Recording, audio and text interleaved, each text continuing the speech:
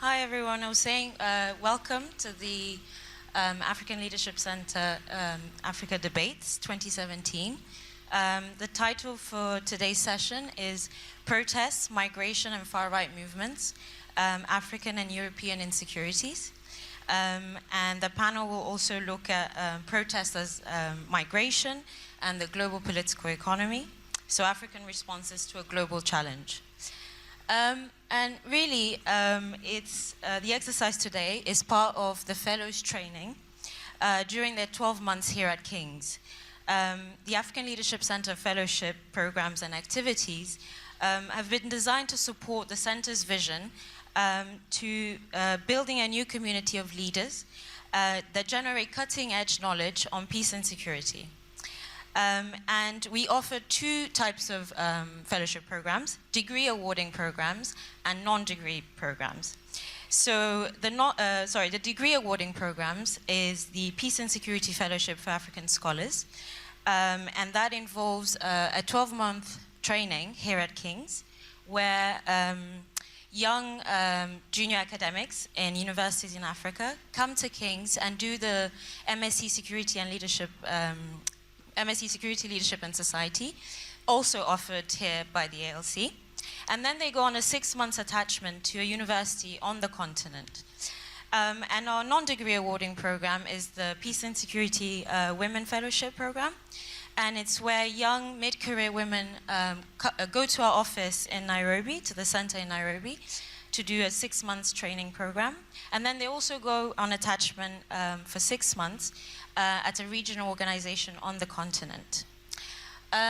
So in essence, what you're going to see today is a core part of the ALC fellowship program. And it's basically a high-level role-play simulation where the fellows will debate and act out real-life situations relating to significant security situations in Africa. And the sessions is kind of an opportunity for the fellows to display their analysis of current affairs from a variety of perspectives. And often these perspectives are not how they think themselves, but they have to defend those positions. So we hope you'll be able to join in that and engaging with them. But before I introduce the panel, we'll have some introductory remarks from Professor Fumi Olonisakin, who is the founding director of the center and is currently the Vice Dean International within the Faculty of Social Science and Public Policy. Thank you.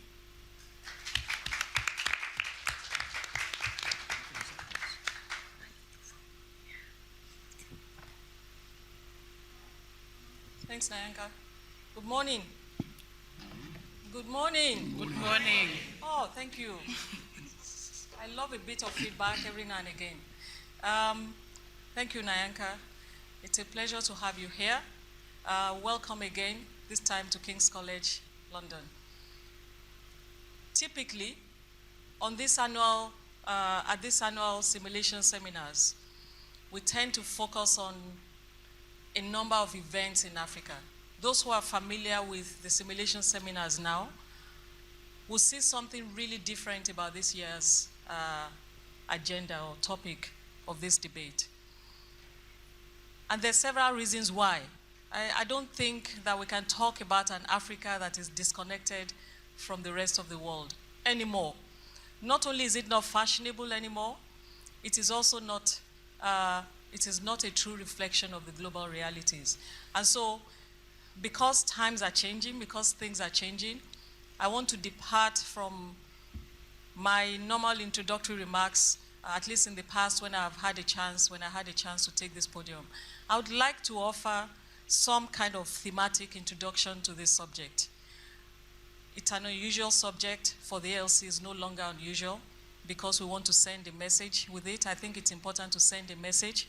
And I want to thank Eka for stimulating my brain to help me to get thinking about what all of this means for leadership in another context. But I thought that I'll offer some of this thinking at today's simulation seminar with something that I'm calling accidents of history and coincidences of misfortune. And by saying that, I would like to use three interconnecting narratives.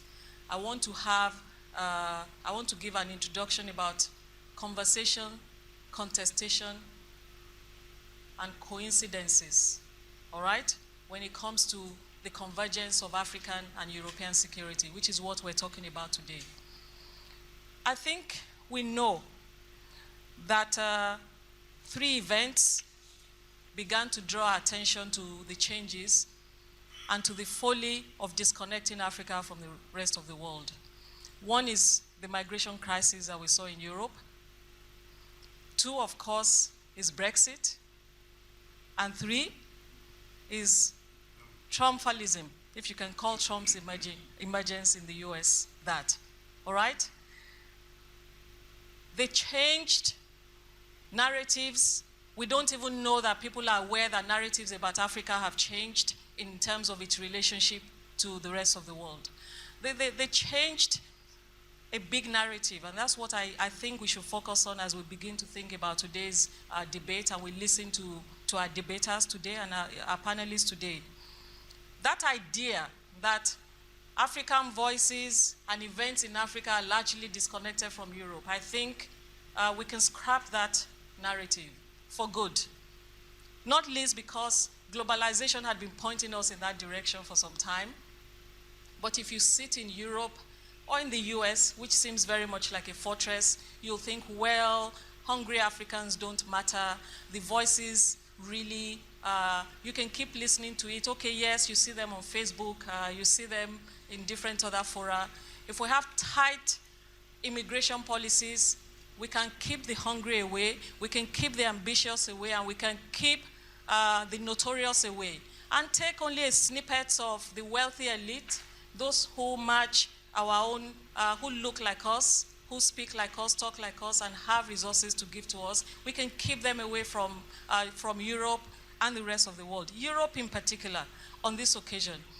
But let's see how three sets of conversations have produced these coincidences of misfortune, but actually a connection, the most unlikely connection amongst Africans, Europeans, and Americans.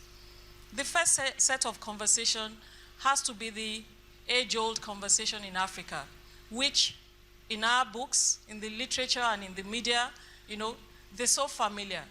Actually, we're jaded when we listen to these conversations, when we just watch from a distance how ordinary people are talking to their governments or their elites.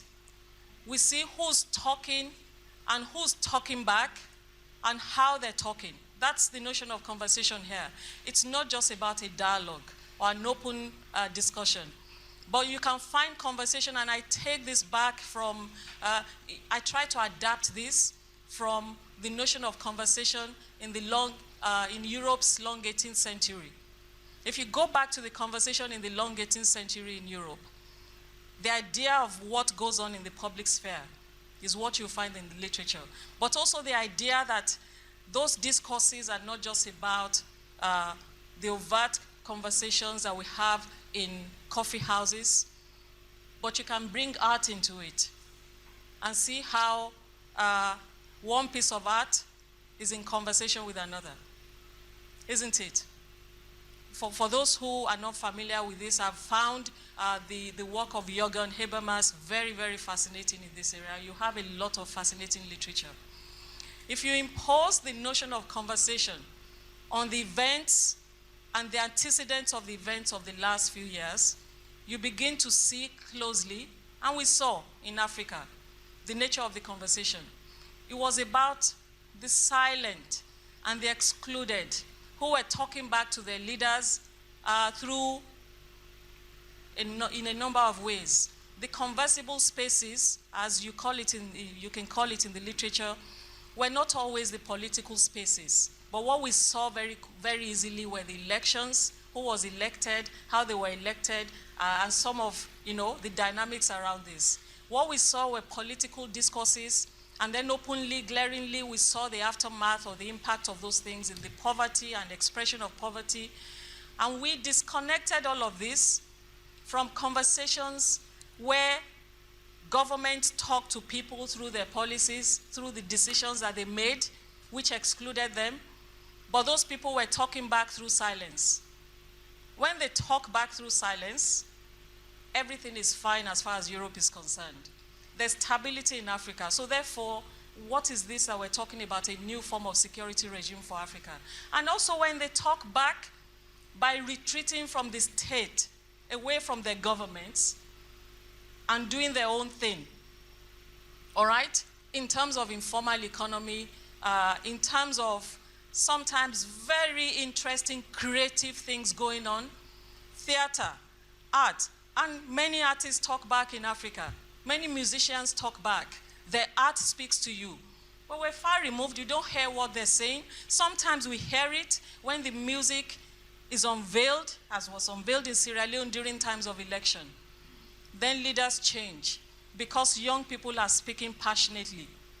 In Senegal, that was what that movement was about, led by young people. When you saw it in the theater, it jolts you, you laugh about it, and I now know that many Africans are on WhatsApp with all manner of jokes about their leaders and so on. But they're separate, you know, they're noticed separately and they're articulated separately by the watchers of that space. The only time that we take a look and we say, my goodness, what's going on in Africa, is when that conversation starts getting very public and very publicly violent. Violence is conversation, in this notion of conversation. It is not some odd event that has taken place in isolation of the larger picture. But the narrative of those leaders against whom people are protesting, and protest I'm coming to in a minute, or, you know, protesting through violence, the narrative is about these ruffians, thugs, and the odd, misbehaving, marauding youth who should be punished or excluded even more. But there are two other forms of conversation taking place. When people talk back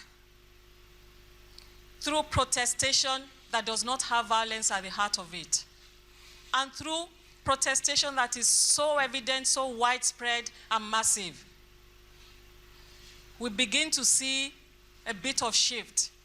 It speaks to the conscience of the rest of the world, and then the leaders maybe make a little bit of room. But we have seen in Africa, in the northern part of Africa, for example, what everybody has termed the Arab Spring, when people spoke back because of triggers, in a particular kind of trigger in Tunisia. We saw how powerful that was. When people spoke back through those mass protests in Egypt, we saw how powerful it was. And when they tried to speak back in Libya, we saw how the dynamics changed because other people joined the conversation and weighed in ways that made, you know, that conversation a little bit inauthentic, maybe far more inauthentic than we wanted it to be. So let's park the African conversation as something that we need to connect later. That conversation, as powerful as it's been through centuries, assumed a particular form previously. And it was still about a continent we could deal with its problems. These problems in Africa, Africa's problems, how do you deal with them? How can we help Africa, the people of Africa? But they were not things that had to do with us. And sometimes you can be where you are, and I'm not talking about what your ethnic origin is now. The moment you live in Europe, I speak to myself as well, and enjoy basic, you know, good standards of living, you can forget what is going on really in other parts and become a narrator of that experience. Of course, some of us can't just become narrators because those who are affected more often than not have families, friends, and so on. So they touch you in different ways. But intellectually, you can observe, do research, and do the analysis away from the problem. They're not coming to your doorstep anytime now. In those countries, by the way, as I close the conversation about Africa, people in the cities too can be far removed from the problem. Because in Sierra Leone, for example, all that crisis as it was happening in the hinterland and people were advancing towards the city through the violent conflict in Sierra Leone, as in Liberia. they started far away from the capital. And I was in Sierra Leone in 1986, or was it 80s, in the late 80s, when the rumblings of these things were happening. And people would say, it is those guys far away, until it knocks on your door in the city before you know what is happening. Keep that at the back. Let's keep that at the back of our minds. Let's talk about Fortress Europe and very Fortress America, where, as far as the world was concerned, the conversation about the terms on which people would live together was settled.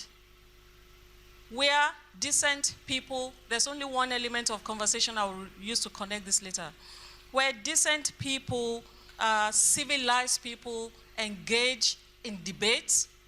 After all, we had the public sphere in particular ways. We've been having conversations in Europe for centuries. Those violent conversations were long gone. In the medieval times, we waged wars, but since 1648, the Treaty of Westphalia has settled it for us. We're sovereign states. And when we started thinking about political philosophy and some of the conversations we had in the public sphere, it was possible to think about the various ways in which we will govern life in common. The issue of violence between those states was far from settled initially, but then we started coming up with debates and political philosophy which we enacted in different ways in different parts of Europe. So it was possible for Hobbes to think about the way in which to govern life in common. It was possible for John Locke to talk about the idea of the general will. And of course, in peace terms, it was possible for Immanuel Kant to come up with the ideal, the notion of perpetual peace, which can be granted to us because we're talking about republics, not just democracies, because democracies can still wield some sort of violence within them. Those were fantastic ideals, and you cannot talk about the notion of peace and stable peace in 2017 without revisiting those. But there were conversations that took place in Europe at particular moments. And therefore, the idea that democratic states do not go to war is a settled issue in Europe. It's a settled issue amongst so-called mature democracies. But what has remained unsettled is the ever-changing dynamics, is the continuum of the conversation that citizens must have within their borders and outside their borders, always. And every generation has its own conversation. And therefore, you have to think, when you're thinking about leadership, when you're thinking about peace, about Johann Galtung and how he then looks at the structure of society and the idea that violence can be structured. You do not have to suffer direct violence. So I cast your mind back on your behalf, all right, to Africa, where those conversations are about the structure of society and who's excluded and the nature of power and leadership in that place. Even in Europe, where we think it is a settled issue, we're now being reminded that somehow those conversations can have notions of silence. Silence because somehow using the very mechanisms through where we talk and talk back, and through the systems that we create for governing life in common, we have gradually missed populations who have a different narrative and who were using the same narrative of inclusion to exclude. It's a real conversation. And so when people are silent for a long time, because somehow they don't feel a part of this governing life in common in the way that they see others feeling it, and we do not revisit those conversations and we wait only till elections, which are good things to do because that's when your voice can be heard, or referenda, you have a plebiscite to really see what is happening to people. When you allow that to happen, which you must, then you see how the conversation is taking place. Brexit and what might be Frexit, some of you will hope not, some of us will hope not, and all those dynamics are about a new kind of conversation taking place in Europe. Let's park that. And I will not talk too much. I don't want this conversation to be about Trump, because I'm sure people on this panel will deal with all of those things. Let's take the United States. All right? The third conversation here is about what went on in the States. And there's several points of connection and disconnection that I would just call our attention to in headline form. The conversation did not just start now. It started about a decade ago, when those who were part of the conversation from the sidelines started participating more in the central conversations. Think in all of these conversations, what they have in common is the idea of mainstream and margin, and the way in which we moderate mainstream and margin. The margins of the US participated in conversations that led to Barack Obama's election. The margins of the US also participated in conversations that led to the emergence of Trump.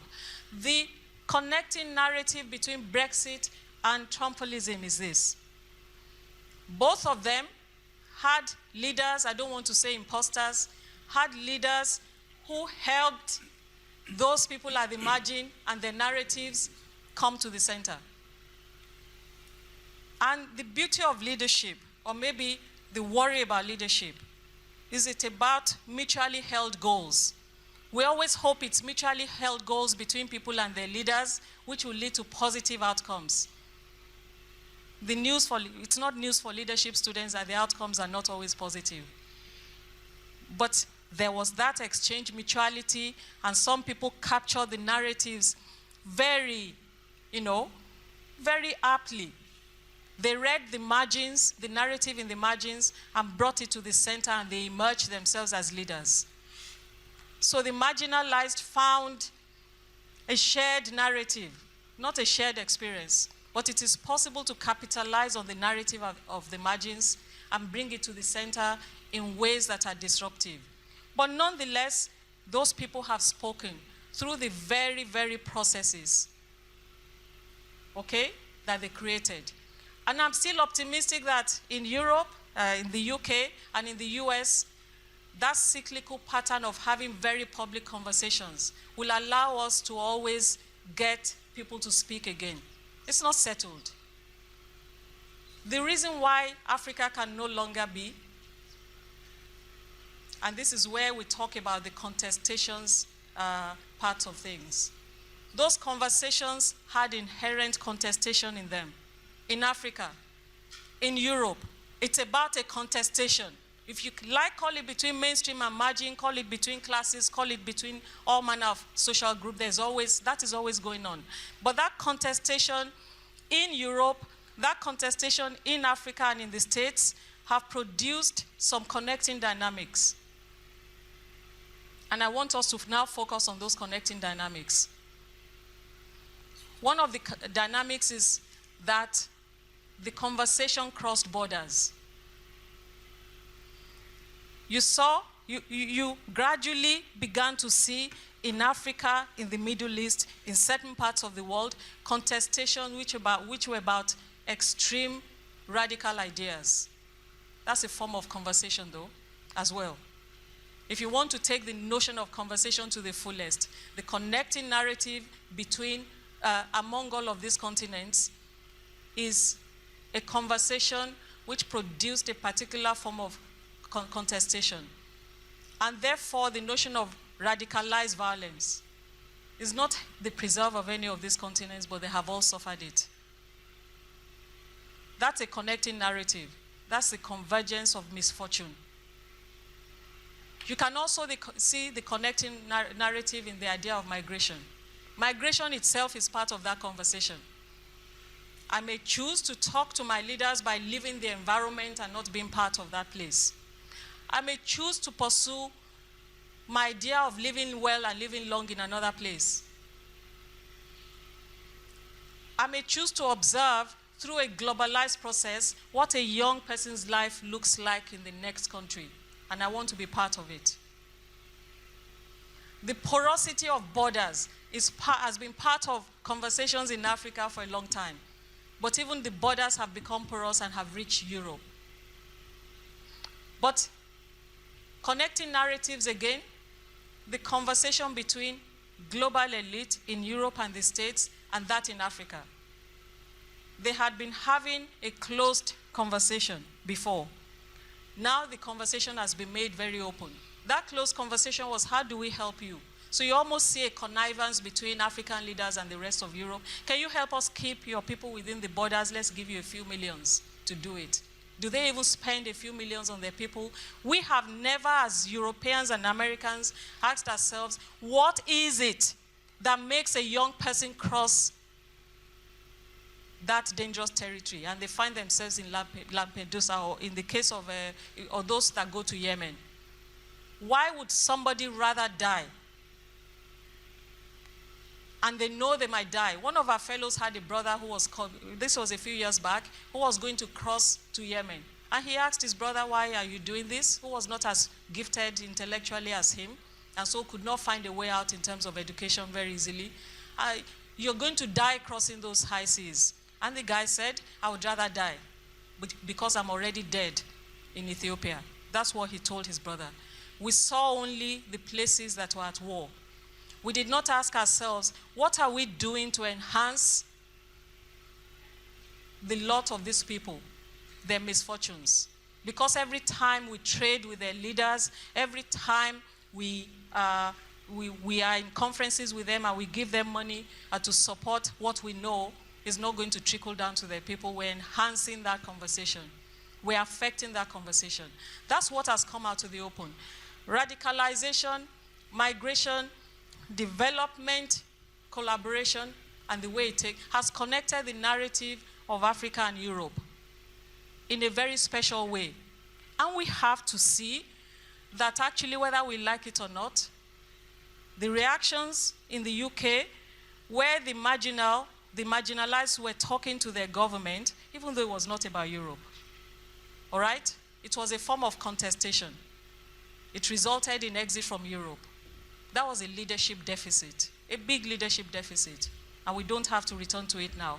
In the US as well, it's a different form of contestation in which particular kinds of leaders holding particular agendas saw a loophole, and they used it.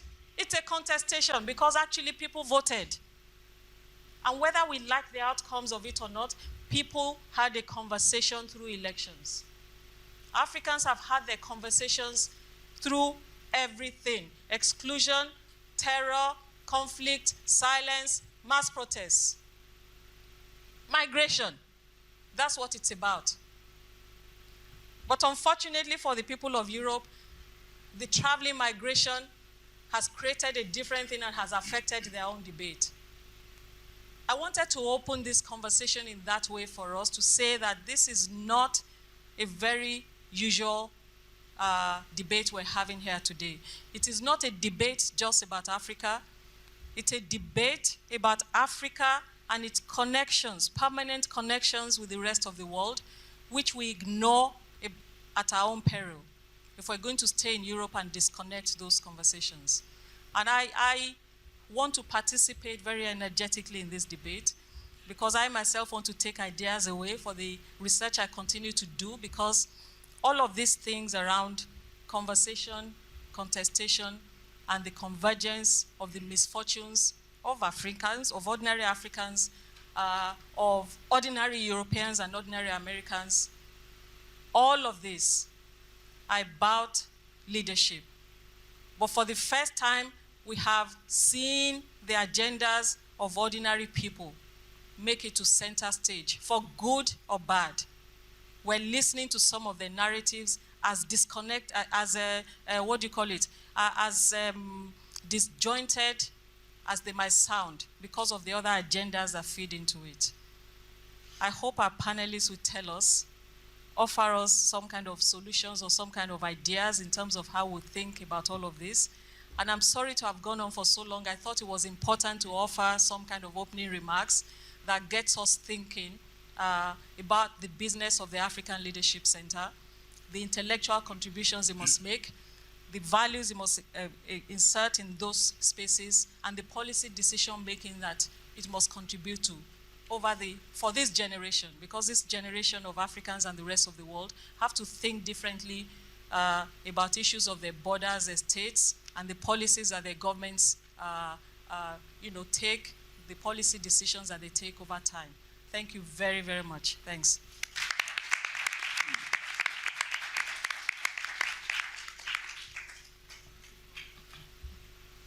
Thank you, Professor Fumi. These are all difficult issues, but I guess we live in a complex world, and the fellows today will try and address some of these issues. So I'll introduce the panel. We have from South Africa, Iris Xumalo. She is playing today the role of Ambassador Kwang Huiling, head of the Chinese mission to the African Union. We also have from Egypt, Radwa Sahad, playing the role of Angela Merkel, the German Chancellor. From Cameroon, we have Awa Leonid, playing the role of Geoffrey Onyema, Nigeria's Minister for Foreign Affairs. And from Ethiopia, we have Zacharias Abebe, playing the role of Amira El Fadil, from the African Union Commissioner for Social Affairs. And moderating the debate, we have Desmond Davis, former editor of West Africa Magazine, and now London Bureau Chief for the Ghana News Agency. And he's also a mentor in strategic communication here at the ALC. So Desmond will lead a debate, and then he will also open it out for Q&A. So we hope and expect that the audience will also engage with the fellows and in the debate. Thank you.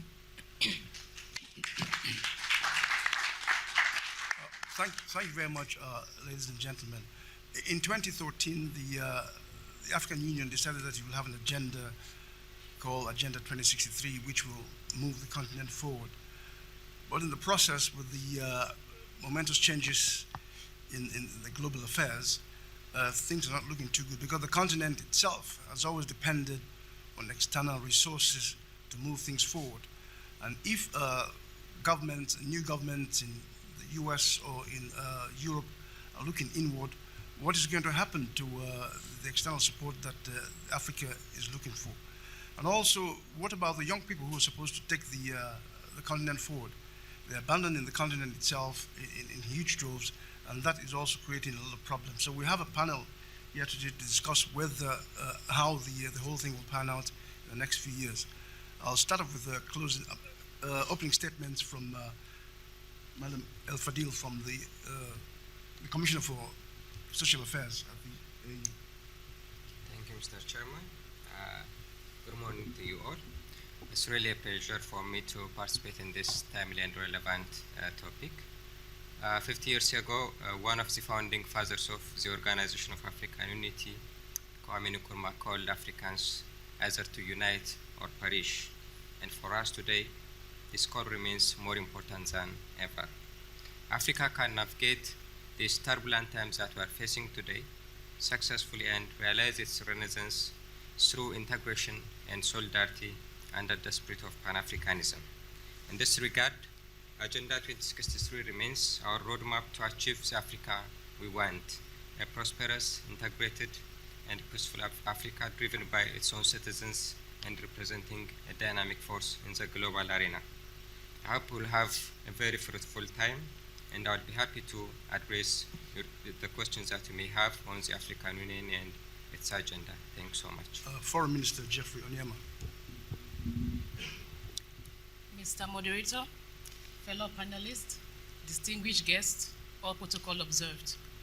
It is a great honor for me to take part in this conversation today, and to do so in my capacity as Nigeria's Minister for Foreign Affairs, a country which has always been a very proud and proactive member of the African Union. Nigeria's foreign policy is largely characterized by a focus on Africa and by an attachment to fundamental Pan-African principles. As a continental body, the African Union, we dedicate itself towards the achievement of integrated, peaceful, and prosperous Africa. I would like to reaffirm Nigeria's commitment to working with the African Union in achieving this vision. Thank you. Madam Merkel. Good afternoon. I am delighted to be here with you all today in the presence of those who share an interest in African affairs. I would also like to congratulate the AU on the successful election of its new chairperson, Musa Faki Mohammed. The partnership between Africa and the Federal Republic of Germany stems far beyond shared interests, but also encompasses numerous and countless friendly contacts at the state level, between civil society organizations, between companies, churches, and other religious organizations. Like the AU, the Federal Republic of Germany is also driven for the will for change and the desire to see more peace, security, and development in Africa and beyond. The AU's Agenda 2063 is a positive step in that direction, and Germany is committed to assisting Africa achieve the goals outlined in this agenda. We believe that the pursuit of Agenda 2063 will assist Africa in building and strengthening the economies it needs to combat the flow of illegal migration to Europe and combat terrorism, while simultaneously allowing African youth to contribute to the socio-economic and political development of their home country. I look forward to this discussion today. Thank you. Ambassador Weilin. Mr. Chair, fellow esteemed panelists, distinguished guests, and friends, good morning. It is my honor and privilege to be here today to participate in this pertinent discussion. China and Africa have long enjoyed friendship and cooperation. We attach great importance to our relations with the continent and will continue to act on the principles of sincerity, practical results, good faith, and affinity. We applaud the African Union's Agenda 2063, and we stand ready to render more support to ensure the advancement of Africa's peaceful development and rejuvenation. China's New Africa policy reflects many of the lessons that we have learned on the continent and will provide the framework for the transformation of China-Africa relations. No matter how much the international landscape may change, the resolve of China and Africa to pursue unity and cooperation will never change. Thank you.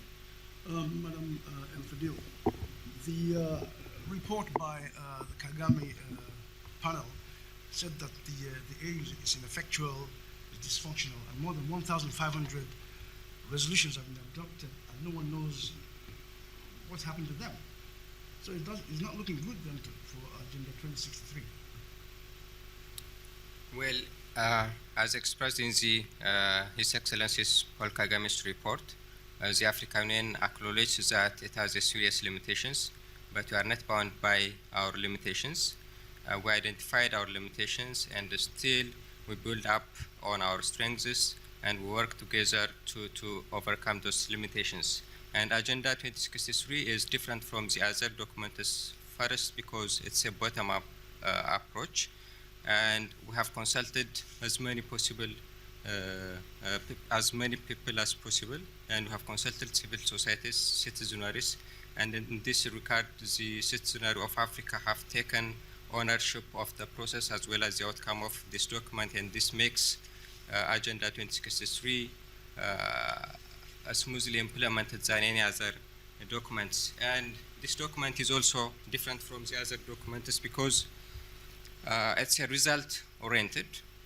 It has identified clearly the aspirations, it has identified the goals, it has identified the priorities, and it has identified stakeholders, and it has identified the responsibilities of each institutions, including the national, regional organizations, and the continental level, and it is easy to held accountable, and it is easy for monitoring and evaluating the agenda, and we strongly believe that Agenda 2063 will be strictly implemented, and of course positive steps are being taken toward the realization of Agenda 2063. For instance, the African Union Commission has already signed a memorandum of understanding with the Republic of China to expand the transportation system of the continent, and this is a big step forward toward this realization of integration of the continent. Now, the long and short of it is that not many people know about the African Union on the continent. They know more about the UN than the African Union. So how do you say that the citizens of Africa have embraced Agenda 2063? That is not correct. Well, it's correct because we have distributed the document for consultation to each member states to consult the respective civil societies and citizenries, and some of the countries have already submitted the consultations that they have made to the African Union Commission. And we acknowledge that the African Union has a limitation on this communication, and that's why partly the organization remains invisible to its people and to the international world. But still we are committed to strengthen our communication strategies, and in this respect we have a communication and information unit in the African Union which is intended to provide an up-to-date and accurate information to citizens of Africa and to the rest of the world. Foreign Minister Onyema, Nigeria is the giant of Africa, as you always say. I mean, what role will Nigeria play in the continent achieving Agenda 2063? Nigeria has always been a very proactive member of the African Union. And that's because as a country, we believe that it's only by working together as a community of states can we achieve the vision of an integrated, peaceful, and prosperous Africa. Some of the challenges we face as Africans and some of the challenges that the continental body faces now are quite new. Thus, Nigeria's policy towards the African Union is actually driven by the nature of the changing times and by the demands at hand. But as a country, we are going to honor our pledge to channel at least 0.2% of the revenue from all imports to funding the African Union. The problems the AU is facing is nothing new. I mean, the AU depends on 97% of its income from foreign donors, and that has been going on for a very, very long time. I mean, for at the end of 2016, only half of the members had paid up their dues. So what's going to change?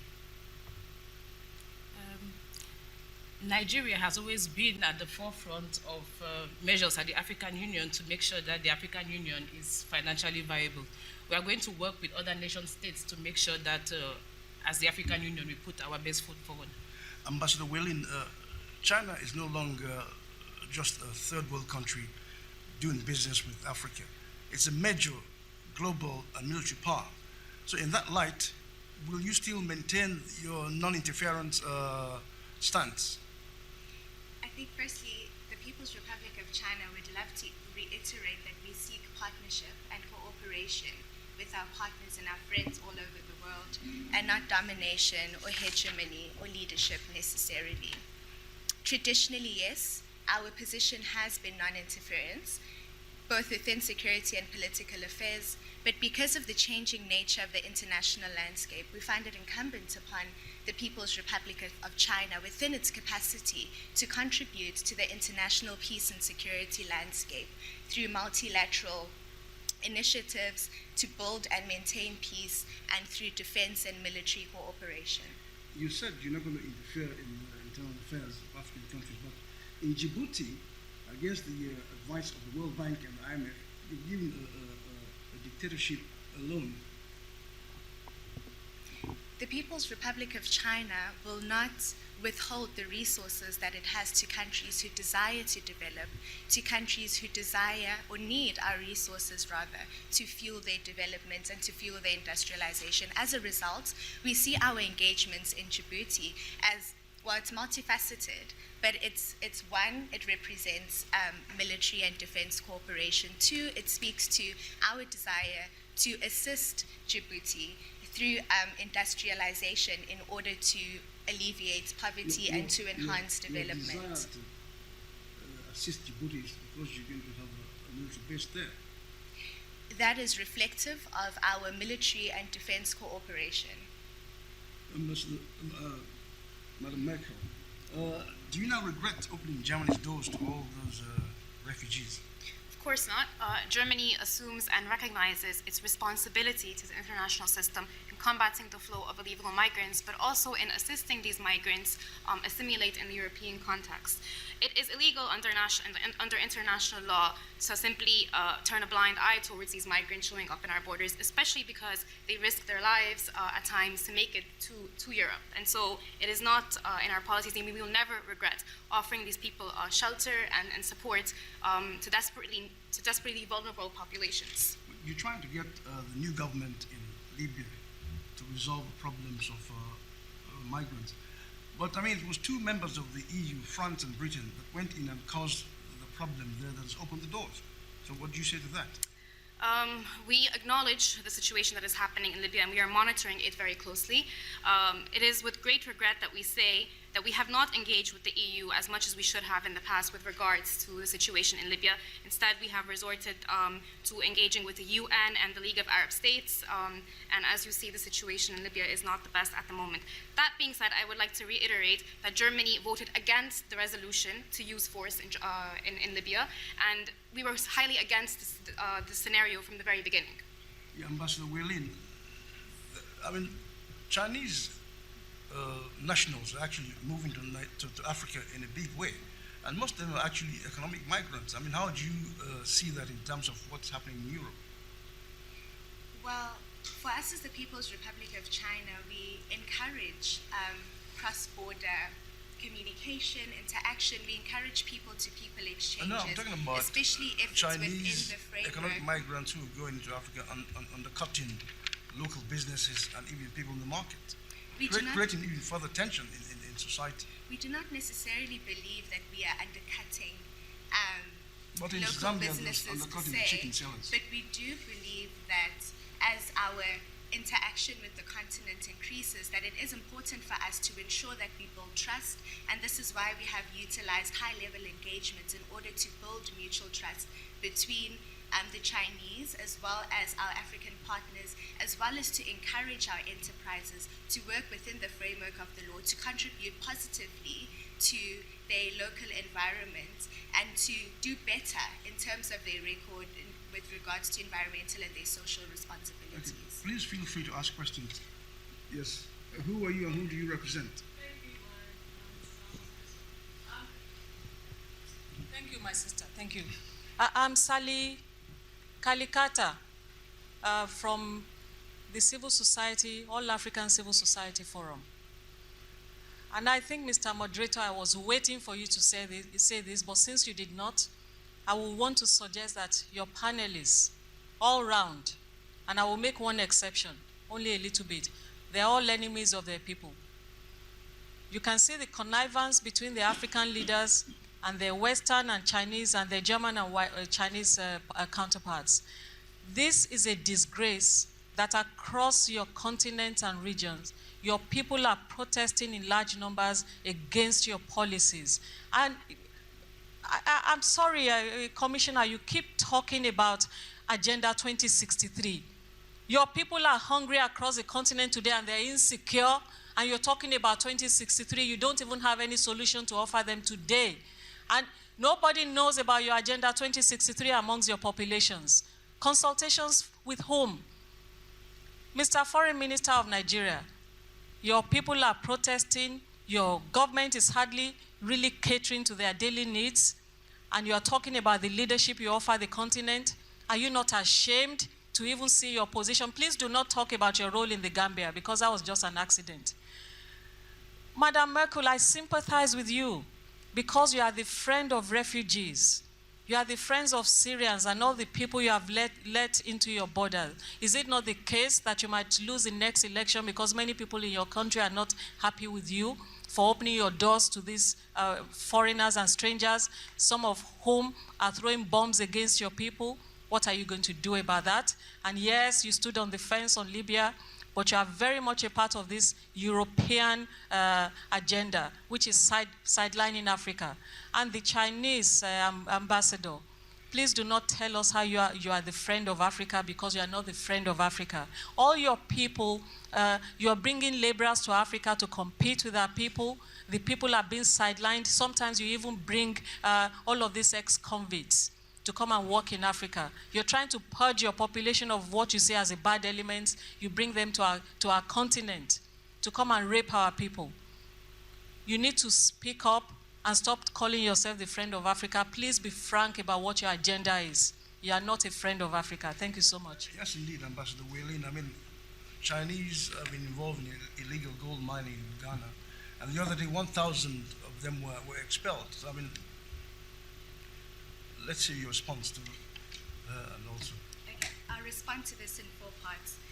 Firstly, with regards to, thank you. So I'll respond to this in 4 parts. Firstly, with regards to our role, or the People's Republic of China being an enemy of its people, we'd like to speak to the fact that we are furthering reforms and deepening reforms within the People's Republic of China, and would like to point you to our aspiration to become a full democracy by 2049.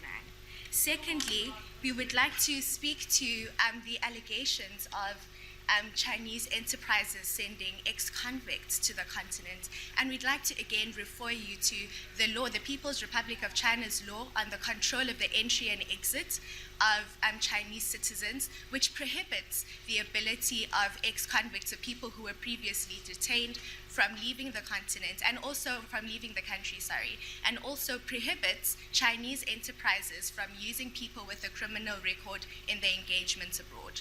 Thirdly, with regards to illegal miners, I'd like to speak to the fact that the People's Republic of China's response to that situation highlights our commitment to legality and highlights our commitment to ensuring that we conduct our business in a just way. As you may know, we sent a delegation to Ghana in order to mediate the situation and to ensure that such activities cease. We would also like to make an appeal to Chinese enterprises and to Chinese migrants within the African continent to work within the bounds of the legal framework provided in the particular context, and would also like to ask and rather to appeal for joint cooperation with our African partners to ensure that we stem out illegality, to ensure that we ensure that immigration policies and controls are fully enforced, to ensure that our work truly does speak to the development of the continent and does so rightly.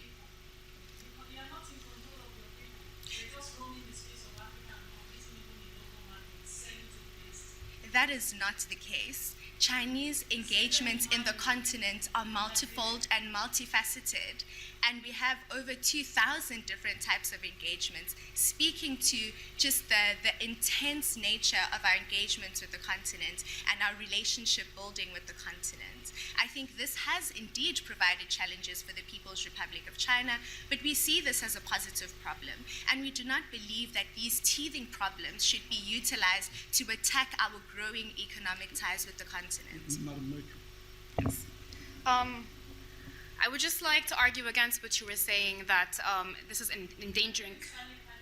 Yes, I'm sorry, Sally. I would like to argue against what you were saying, that first of all, I would like to combat, or I would like to say that this dangerous and highly hateful rhetoric that you were saying, in which you are contributing or which you are attributing terrorist attacks to the rise of migrants in Europe is dangerous rhetoric, and it is a rhetoric that we are deliberately trying to combat in Europe, because just because one migrant committed a bad act does not mean or does not speak on behalf of the millions of migrants that have came into Europe. And so we are highly trying to combat this dangerous rhetoric that is a direct threat to European integration and simulation of these migrants in European societies. This is not my people's rhetoric, and as you can see, actually, the rise of Trump in the U.S. has not affected Germany in a bad way, and migrants in Germany has again not affected Germany in a bad way. You can see this with the social democrats that are leading in the polls right now, who are running an agenda that is very sympathetic towards refugees and is very much against the policies of the Trump administration. So it is not affecting Germany in a bad way. Jeffrey Newman. We acknowledge the fact that the current administration inherited some challenges from the former, but the present administration is actually repositioning policies to make sure that we deliver on our mandate to the people, because indeed we know that we are here to serve the people. The country is having some economic challenges now, but we are putting measures in place to make sure that we tackle this.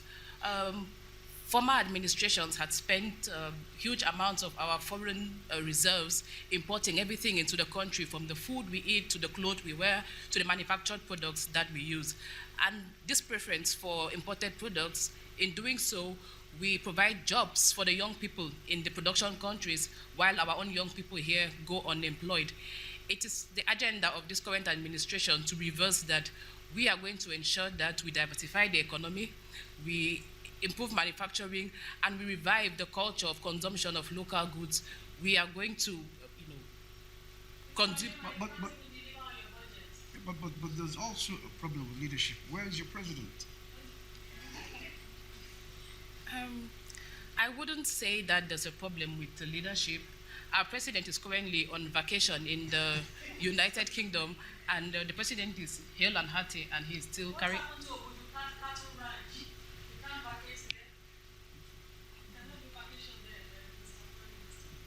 Prime Minister. He can actually go on vacation in Obudu Cattle Ranch, but in addition to being the president, he too is an individual who has the right to choose where he wants to go on vacation. So. Okay. Vacation or medical treatment. Mr. Moderator, please select your respondents. He's actually on vacation, and with regards to the state of his health, I'll just like to believe that the president is actually just a victim of his own transparency. Because on leaving the country for vacation, he did what was constitutionally required of him. He put in place an acting president. While on vacation, he just decided to do a medical checkup, which a lot of us do without informing anyone. But due to his desire to communicate effectively, he informed the public about his medical checkup before some not too well-meaning members of the public decided to fuel speculation about the state of the president's health. Yes, you have to answer Sally's question. Yes, we strongly disagree about your comment on the African Union. We acknowledge that the African Union has some setbacks, but despite that setbacks, we have achieved successes to celebrate. For instance, we have significantly decreased the number of conflicts in the continent. Yes, it is with the robust and strong engagement of the African Union that conflicts in Africa have decreased significantly. Yes. Thank you very much. Good afternoon. As a concerned Nigerian citizen living in the diaspora, I have a few questions to pose to our Honorable Minister. Mr. Minister, you say that your president is hale and hearty and is a victim of his own transparency. Pray tell, why is your president coming all the way to the UK to have medical checkups? Why could he not have had a medical checkup in his own country? We all know that health infrastructure in Nigeria is deplorable. You have people dying from fake drugs in Nigeria. Mr. Minister, why is your president here doing medical checkups? Also, because I've brought up fake drugs, Mr. Ambassador, your country is the #1 culprit of fake drugs entering Nigeria. Why are you not in control of your people, of businesses coming into Nigeria selling fake drugs? Yet you want to have a partnership with Africa, you want to develop Africa, but you cannot control your own people. Yes, Foreign Minister. Okay.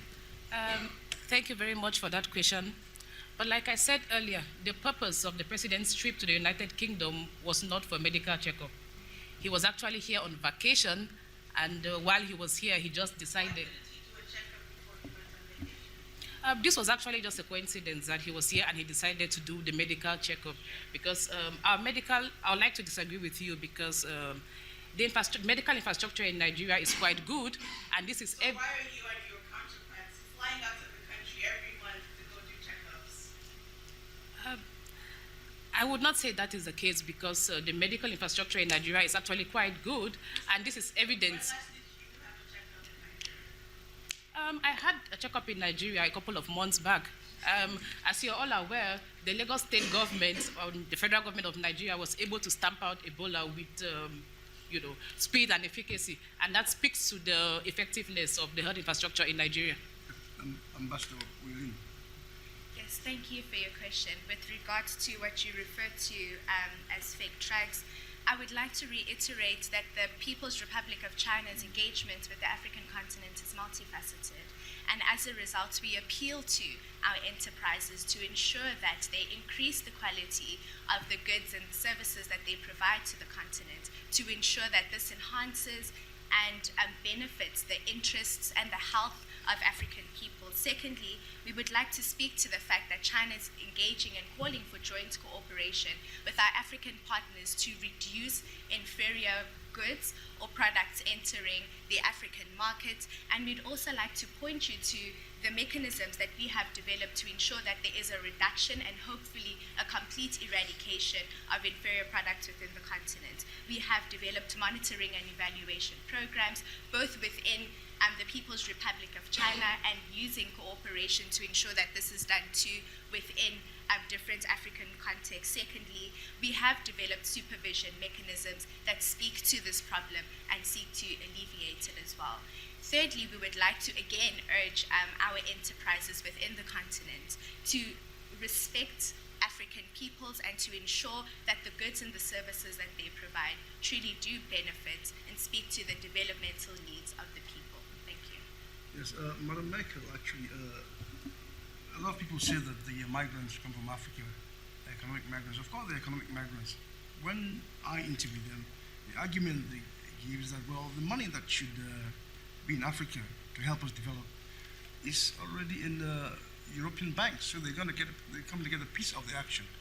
20 years after Abacha died, Luxembourg and Switzerland are still dragging their feet to give the money that is stole. So, I mean, Western European banks are also encouraging corruption in Africa that is leading to young people leaving.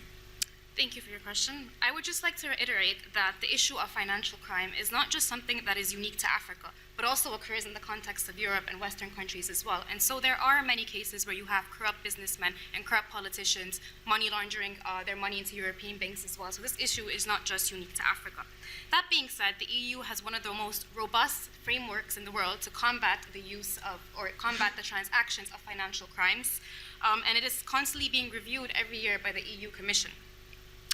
To discourage the illegal money laundering and to discourage financing terrorist activities abroad. The rule of law remains strong in the EU and in Germany, but I would also like to point out the fact that African states have some agency when it comes to this issue. And so we cannot prevent the money leaving Africa. What we can do is work with African states to assure that they build their institutions and strengthen their institutions based on the principles of transparency and accountability so that this money would not have to leave Africa in the first place. Yes. Thank you, Chair. My name is Ijoma Wahid. I'm a decolonial scholar and activist, and I'd like to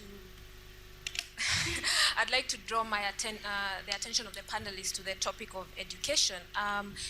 Commissioner, in light of the student protests in South Africa, West and East Africa, that's calling for the decolonization of the curriculum and the decolonization of the universities, the AU has been painfully silent on this topic. Yet for years, the AU has highlighted the importance of education in the continent. So my question is, what type of education does the AU mean in this regard?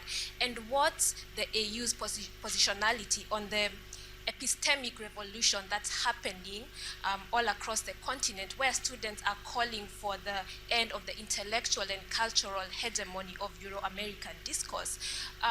Minister, you have said that Nigeria has functioning institutions, but the hypocrisy in your statement is just outstanding. In your own personal capacity, you don't even send your own children to education institutions in Nigeria. You send them to Europe and America.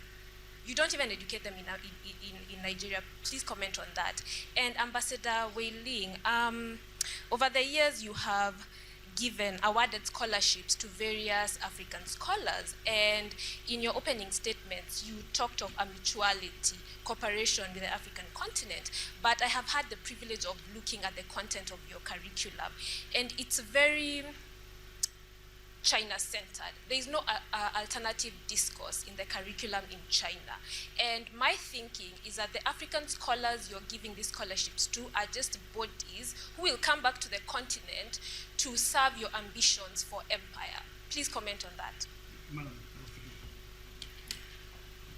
With regards to the protest, the African Union strongly believes that citizens have the right to express their concerns to their government, and governments also have the responsibility to handle and address their issues.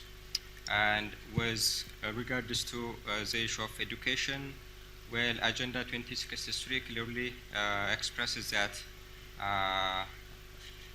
curriculums in the African universities and other education systems should reflect African cultural heritage, values, norms of Africa, and it should be guided under the spirit of the Pan-Africanism.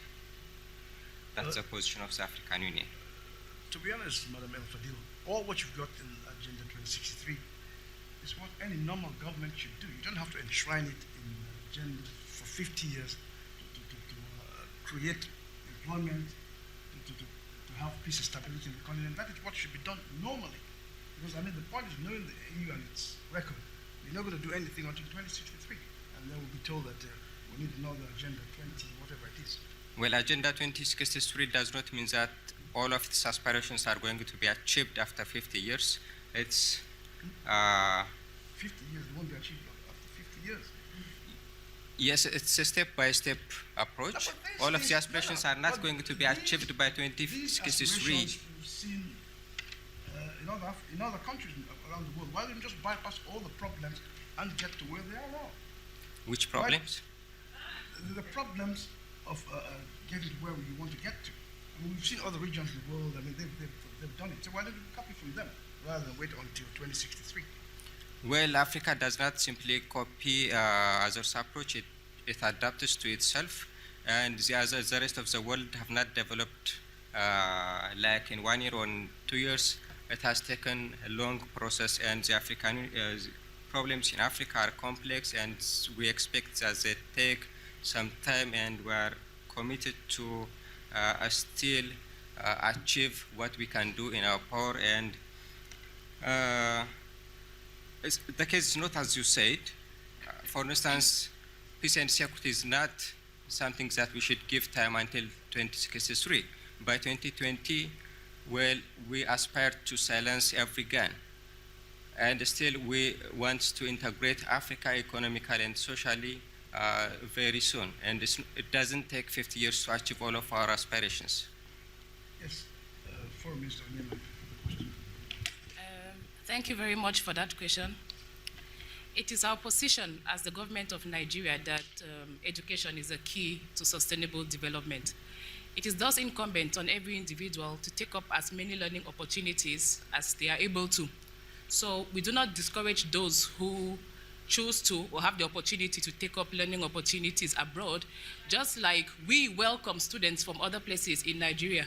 We have a lot of students from other countries in Nigeria benefiting from the numerous academic programs on offer here in Nigeria. So in the same light, we do not discourage students who have the opportunity to study in other universities, because this gives them the opportunity to actually spread out. They get the opportunity to learn new languages, interact with other cultures, and that makes them more tolerant to diversity. So you would agree with me that Nigeria doesn't exist in isolation. It exists as part of a continental system, as part of a global system. So it wouldn't benefit us in any way to make our students insular. By exposing them to the world, then we make them a bit more competitive in the global arena. Yeah, but studying abroad is a very expensive exercise. Where's the money coming from? Those who are going to send the children abroad, where are they getting the money from? Given the fact that the pack capita GP is about $300 US. There are a lot of scholarships on offer. If you look at the there are a lot of private Nigerian students abroad.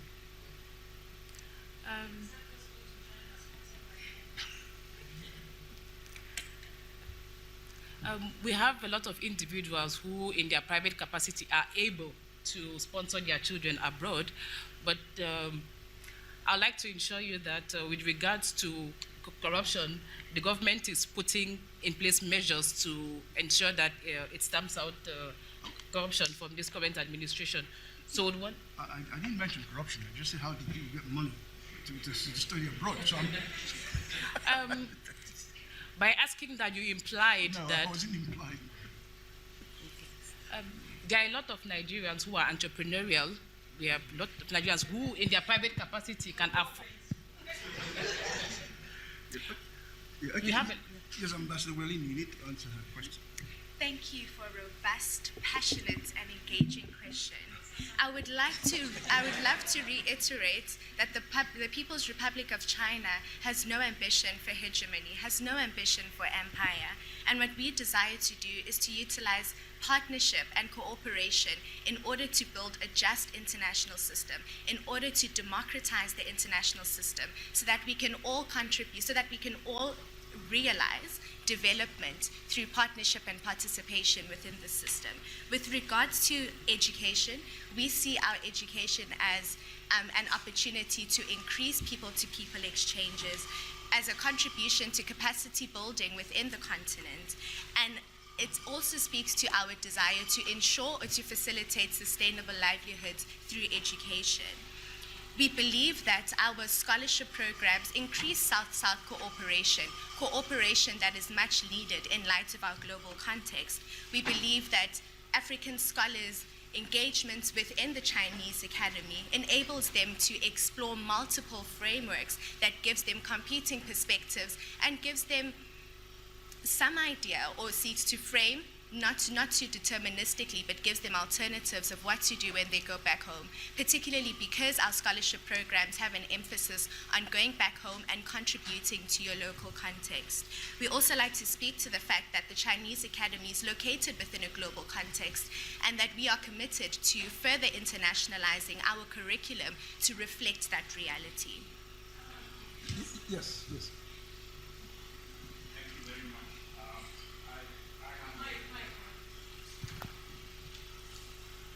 I can't be quiet when the commissioner says that the difference between Agenda 2063, which, by the way, I just got informed about now, is that it's a bottom-up initiative. I'm asking myself how bottom-up it is, because as a leader of a community-based organization in Ghana, I'm not aware of this. I've just learned about this agenda from you here. So I'm assuming that a good number of colleagues on the continent are equally ignorant of this agenda. And you say that it's different because it's a bottom-up, it's a product of a bottom-up process. So who exactly did you consult? Can we really count on this? I'd really like you to shed more light on how you came about, how you produced this agenda. Thank you. Okay, thanks so much. Before adopting Agenda 2063, we sent the document to each member state to consult with the civil societies operating in their countries. And we did that, and some of the countries have already, of course, submitted the consultation documents on the Agenda 2063. And it was after that Agenda 2063 was adopted by the African Union. And once it has been adopted, we also consistently engaged with media professionals. For instance, in 2016, we were in Durban to discuss Agenda 2063 and popularize Agenda 2063 with editors and press officers. And we have agreed that these media professionals will popularize and consult with the rest of the population in their respective countries. And it is in that regard that Agenda 2063 is a bottom-up approach. Madam Merkel, Africa wants to use coal to power the continent because there are 600 million Africans who don't have access to electricity. But I mean, the West is opposed to this. Why is that? Thank you for your question. I would just like to reiterate that today we live in a highly globalized world in which our well-beings, our interests, our economies, and our developments are mutually intertwined. And so in certain issues, national states are more equipped to address, are more equipped to find solutions to these problems, but there are global problems that are affecting us all globally that require global solutions. And I think climate change is one of those issues. Climate change is an issue that is affecting not only the West, but it is also affecting many African countries. And I think African countries have come to that realization by agreeing to sign the Paris Agreement not too long ago. The effects of climate change can be seen all across Africa, and the problem with the byproducts of climate change is that they affect the most vulnerable populations within Africa. And so if African governments really want to work towards the development of their country and their people, then surely the floods that we're seeing now, the droughts that we're experiencing all across Africa are not in the interest of African leaders, and these are direct byproducts of climate change. No, but Germany is not taking the lead because your flagship vehicle manufacturer, VW, you have to pay $14.7 billion to 3 American federal agencies because in your cars you put mechanism that will cut emission when the cars are being tested. But then when they go out there, they emit toxic fumes. So, I mean, what do you have to say about that? When signing the Paris Agreement, Germany does acknowledge that we still are highly dependent on coal for supply energies. This is not to say that we have been successful in 100% using clean energy. This is not true, but this is why the Paris Agreement was in place. Again, global solutions to global problems. We have all come to a consensus that there is a need to reduce carbon emissions and that we must all work towards that, including Germany. Well, what about the, like I said, the Volkswagen cars? 10.5 million were sent abroad, and they were all emitting toxic fumes. That's a German product. Yeah, Volkswagen cars, like most other cars across the world, do emit fume. But again, this is part But of... yours, there was a mechanism that cut it when they're checking on it, and then when they go out driving, it then releases the fumes. So that is also undercutting the Paris Agreement. Yes, I agree, and Volkswagen has been under investigation for this, but this is not to say that the rule of law in Germany is not strong. In any illegal or suspicious activities, Germany is willing to intervene and make sure that the rule of law is prominent in these cases. So, Madam El Fidel, in most African countries, when non-governmental organizations get foreign financial support, over 70%, you lambast them that these are foreign the agent of foreign governments and what have you. But the African Union gets 97% of its finances from foreign governments. Aren't you also a foreign government serving interest of a foreign body serving interest of foreign government? Yes, we acknowledge the unhealthy dependency of the African Union on foreign sources, and that's why we have initiated a reform, and accordingly the reform is adopted by the 28th summit, and therefore since starting from this year we will implement the 0.2% levy on all eligible goods and services coming from abroad, and this is expected to raise around 1.2 billion US dollar, which is expected to cover the whole operational budget of the African Union. So in this regard, there will be a significant change. Are you sure? Because some member countries are saying that they're not even prepared. Well, some countries have already started the initiation. For instance, Kenya, Ethiopia, Chad, Rwanda, they have initiated the implementation, and for sure it is going to be implemented this year. But also in 2014, former Nigerian President Obasanjo came up with also an agenda how to raise funds, but that was just a couple. Well, Obasanjo's agenda has not been implemented. Does not mean that this Kagame's report is not going to be implemented, and we have already started the implementation mechanism. A high-level panel has been established, which is led by His Excellency Paul Kagame, and is going to be implemented. Yes. Thank you very much. I am Kulu Kolo Konata. I am an independent researcher focusing on social and pertinent matters. When I'm standing here listening to especially the ambassador from China in Africa, I'm very, very disappointed. And also when I'm listening to African Union with Agenda 2063, I'm the more disappointed. You're talking of step by step. You really explain what is going on. Of course, that's what you've written in the Agenda 2063. But if you're saying step by step and it's inward driven, how come the headquarters in Addis Ababa is a gift from the Chinese government? Meanwhile, you're talking about inward driven, step by step. And the security building was provided by her government. As a gesture of goodwill. Yeah, you're talking it's an expression of friendship, and as I repeatedly said, we acknowledge the financial problem of the African Union, but we are working on that, and it's going to be solved very soon. Okay. It has become a friendship matter now. It's no longer a strategic plan and developmental process. It's now a friendship matter. Thank you very much. Yes, indeed, Ambassador William. Why is it that it's only Chinese workers who can do repairs to the headquarters in Addis? I mean, when the internet goes down, is the Chinese who are supposed to do it? Why don't you train local workers to to do these repairs?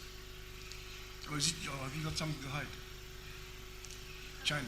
The People's Republic of China has nothing to hide, and our goodwill gesture, if you may, speaks to our investment in regional and sub-regional organizations on the African continent, and speaks to our desire to have a robust, not only high-level but multifaceted relationship with the African Union that will speak to rather notions of development planning, that will address industrialization challenges, that will address agricultural modernization, that will address many of the issues that our negotiation with the African Union in the establishment of the People's Republic of China's mission to the African Union was established. Ambassador in China, connection, yes, to the ambassador, Chinese ambassador to African Union. Connection to the question of Sally. She asked a question that she was asking about the laborers in Africa, the exploitation of ex-convict or even convict to Africa to work.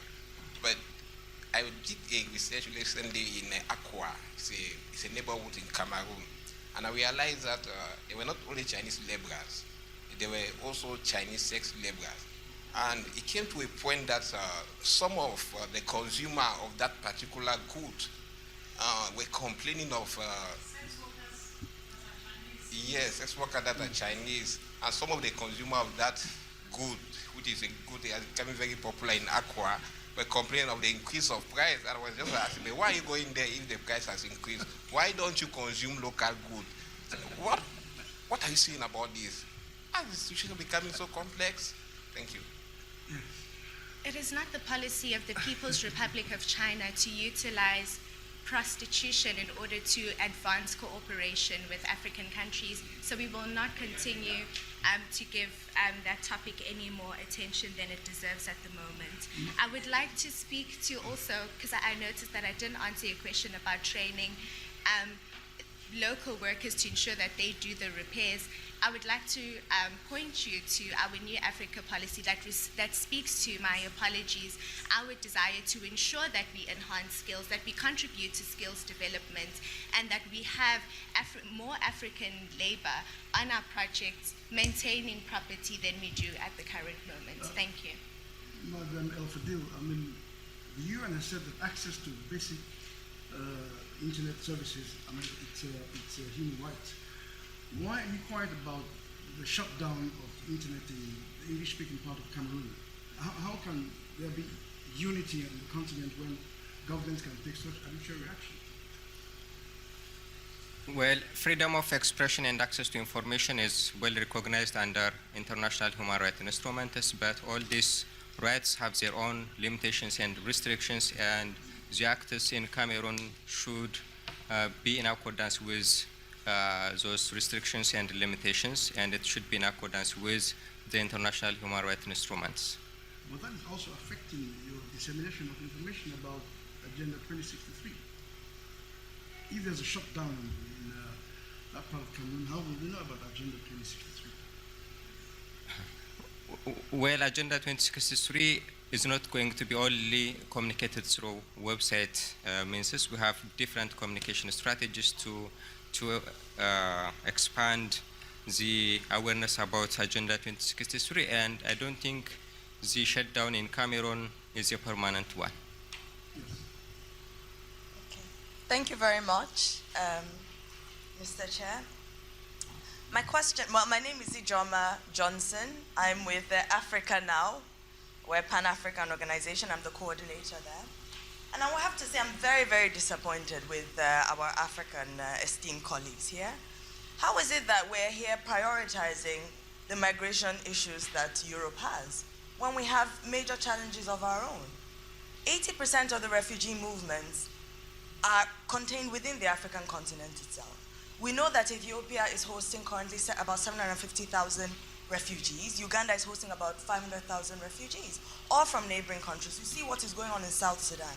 How are our colleagues on the African side silent about this and instead prioritizing the concerns that Europeans have about who's coming to their borders? What support is being given to these countries to deal with these very major issues that they're dealing with? 80% of those refugee movements are within the continent itself, and there's silence in this quarter. Along those lines, I want to also speak to, I'm also Nigerian, so my other hat, I'm my honorable minister here. You know, a lot is being said, even a country, the largest economy in Africa, Nigeria, yet every time they gather people from the seas, there are Nigerians in that number. What does our minister have to say here? The last we heard from his president, he told us how he's embarrassed by this. Young people are leaving in droves from the largest economy on the continent, and our president, all he has to say to that is that he's embarrassed by that. And then finally, I will come to Madam Merkel here. I'm pleased to hear that you're happy to receive refugees from all over the world. You are warm, you are friendly. Then maybe you will also explain to us why it is that you are paying Libya to keep the refugees there, knowing fully well the sort of human rights violations that go on to people, to Africans that are being held after they've suffered to cross the desert to get to Libya, the sort of abuse they have to endure, forced labor, exploitation that they have to endure. Yet you're paying Libya to keep the people there and send them back to wherever they've come from, whether Libya decides to do so or not. Thank you. Foreign Minister again. Okay. By the way, South Africa has overtaken Nigeria again as the #1 economy.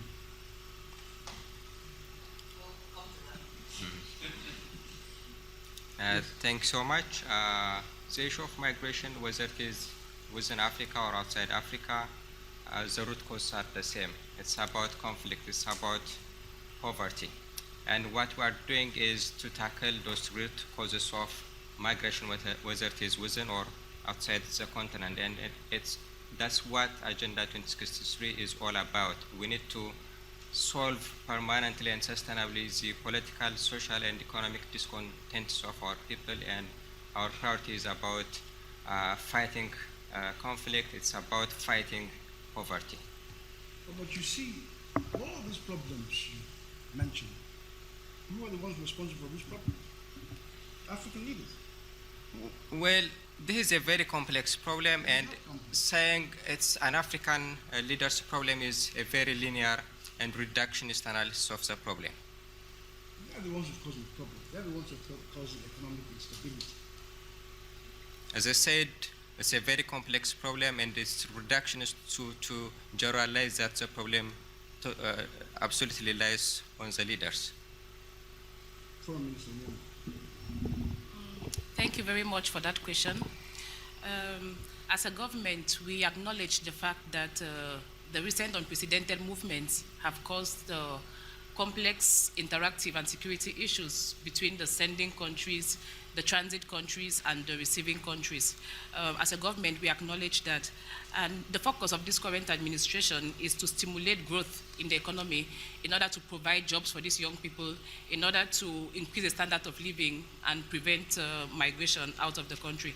In order to do this, we need to invest in infrastructure, improve on investment, and encourage foreign direct investment in the country. And we are doing exactly that. We would just like to request that we shouldn't let the few drawbacks in this regard prevent us from acknowledging the corrective path that this administration is trying to position the country on. Thank you. Madam Merkel. Thank you for your question. We acknowledge that developing countries do indeed play a huge role in hosting many of the refugees across the world. And this is why Germany and the EU have acknowledged this reality and have vowed to increase the responsibility and to increase the share of refugees that they take into Europe. This is why in 2015 alone, EU has taken in more than 1.3 million refugees, 500,000 of those alone being in Germany.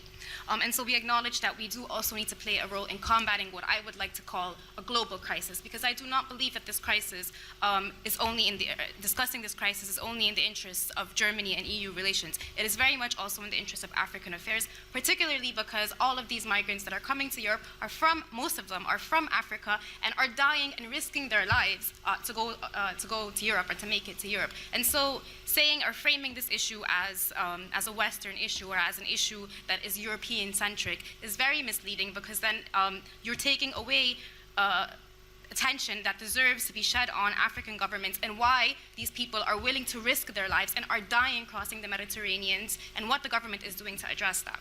That being said, the EU is working with the African states on many fronts to tackle migration at the root causes. And the root cause of that is lack of economic opportunities for disenfranchised youth. And this is why we plan to increase private investment in Africa, to help develop Africa's infrastructure in the field of energy, transport, and communication, and to provide more vocational training for youth to make sure demands of the labor market are more in line with the skills that are being held or being possessed by these youths.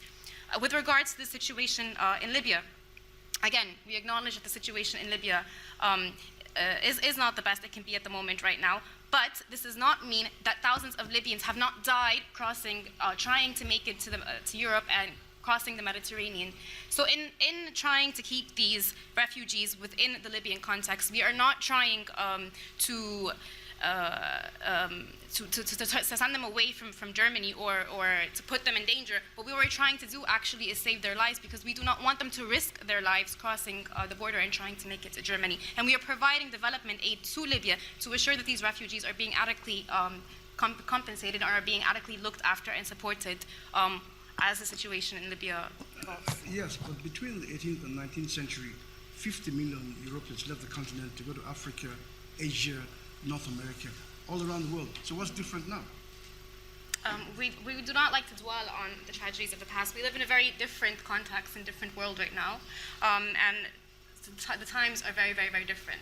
And so this is why, again, we would like to tackle the issue of migration at the root causes, which is lack of economic opportunities. Because when Europeans were going to Africa, unfortunately, they were not going and they were not risking their lives to cross and dying on the way there. But this is what is happening with African people. And so if African governments really care about their citizens, and they would assure that these citizens are not risking their lives every day being misled by human traffickers to make it to the borders of Europe. Yes. Madam Commissioner, Morocco was recently readmitted to the AU. Yet, Morocco has continued its 41-year illegal occupation of Western Sahara. As a member of the Pan-African community who stands in solidarity with the people of Western Sahara, the inclusion of Morocco back into the fold of the AU is a shame, a very huge shame on the AU, and a clear support of modern-day colonialism. As I stand here today, I demand an explanation from you on why such a decision was taken, yet it is in direct contradiction of the AU Constitutive Act. Thank you. Yes. Thank you for the question. The position of the African Union on the issue of Western Sahara is clear, and again it is clearly expressed on the Agenda 2063. The African Union strongly believes that the people of Western Sahara deserve a self-determination, and we work hardly to realize that. The admission of Morocco, well, it was handled in accordance with the rules of the Constitutive Act.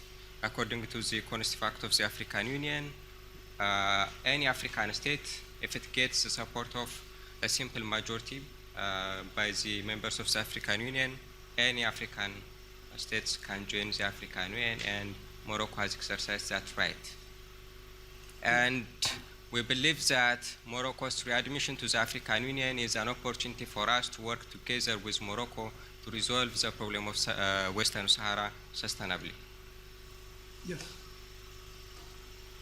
Mr. Moderator, my name is Yusuf Mamdani from the Arab News. The opening words of the 2063 agenda is voices of the African people.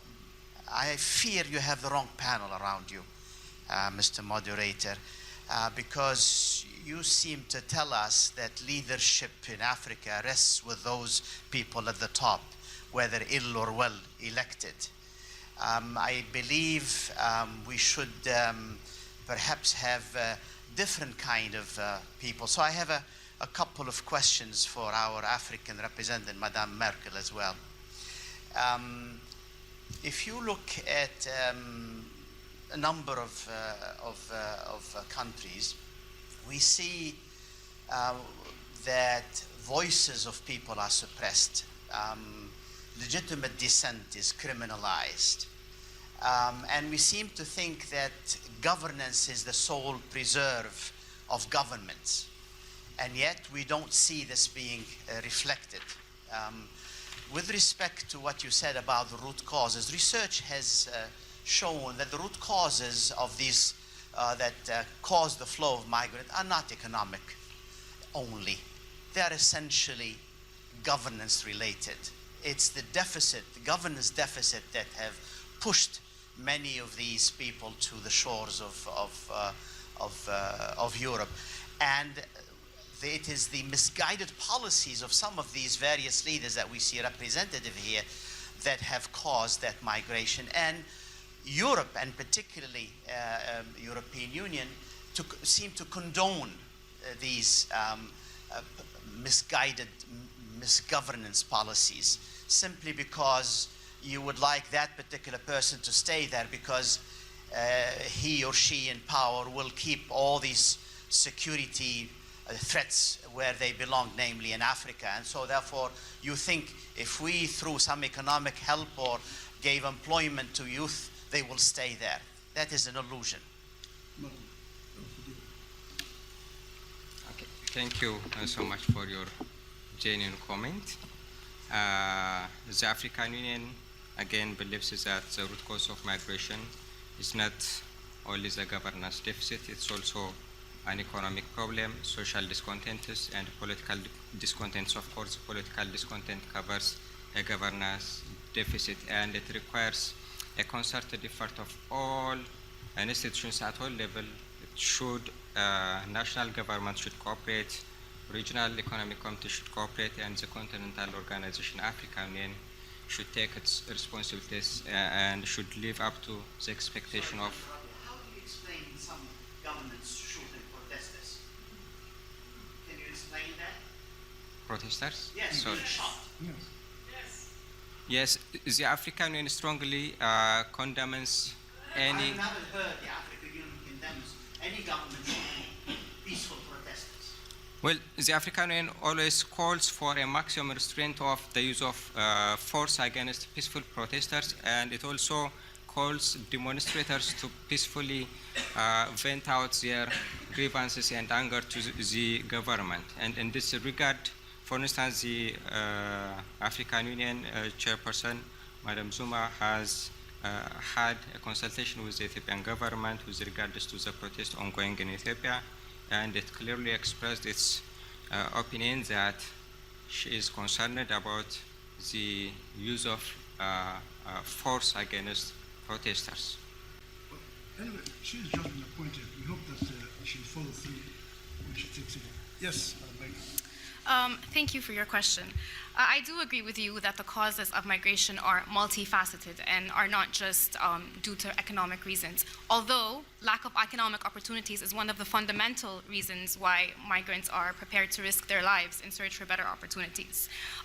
We do believe that conflict also plays a huge role in the outburst of refugees, and you can see that with what's happening in Syria, with what's happening in Libya, that it is not economic opportunities indeed that is driving these people to Europe, but lack of governments and lack of state institutions and conflict issues. And so this is why Germany, again, is committed to its responsibility to reduce the amount of conflict all over the world, and it is working closely with the African Union on a number of issues. Again, the inauguration of the Peace and Security Building in Africa is a gesture of goodwill, demonstrating that Germany is willing to work side by side with African states to reduce conflict. And Germany has also donated billions of euros to support peacekeeping operations in Africa. And you can see this in Somalia with Amazon, and you also see this in its activities in the Central Republic of Africa. And lastly, I'd like to disagree with you that we do not condone dictatorship and we do not condone the dictatorship processes that that are facing many of these African countries. Our aid is directly linked to the progress of development of human rights and transparency and accountability in many of these African countries. And with what's happening in Gambia, for example, this is clearly a situation where we withheld aid from Gambia until a peaceful transfer of power occurred. And so we do not turn a blind eye, as it is said, towards human rights abuses. Our aid and our policies and the governments that we are willing and actively willing to engage with is directly correlated or directly related to the progress of human rights in these countries. Thank you. One final question. Thank you very much for allowing me. My name is Nnamdi Chukwudi. I'm a member of the Biafra. I'm not a Nigerian. And I want to put it to you, our brother minister, you are a disgrace to us. We're expecting you to come and fight this liberation battle with us, but you are disappointing us by serving in the cabinet of that dead man. That man is going to die, I'm telling you, as a member of Biafra. Now we know that Nigerians are suffering, and it is okay for them because we told them Jonathan is the best option for this country, but they refused. They are suffering what they deserve. We want our self-determination. Why is the government of your master not giving us our self-determination? Why? Why are you detaining our brother in prison, in detention for this long? Our brother has not done anything wrong. He's only fighting for our liberation, and you are holding him back in your detention. Why are you holding our brother in captivity? Leave Nnamdi Kanu alone.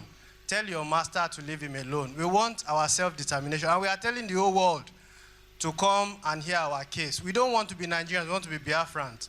So tell your master to let us be. Just a minute. But he's been charged with treasonable felony, your Nnamdi. Nnamdi Kanu did not commit crime against the Nigerian state. It's treason. He is fighting, he has a right. And the point of what you're saying now, how can Africa move forward if you're trying to split up Nigeria? We are not trying to split. Nigeria is slowing us back. We want to move forward at our own pace. We don't want Nigeria to hold us back anymore. Why is the government holding us back? Please, we want our liberation.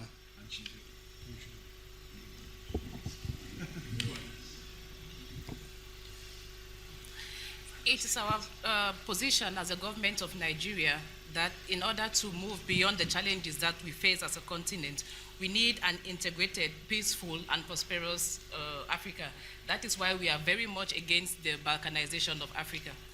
We acknowledge the fact that we have some challenges as a country, but our foundations as Nigeria is still very strong, and we are going to surmount those challenges together. Okay, we'll have final statement from Ambassador Mulen. Thank you. It has been a pleasure to participate in this discussion and to participate so robustly and passionately about the course of the African continent and about its engagements with the EU, with its global partners, and with China.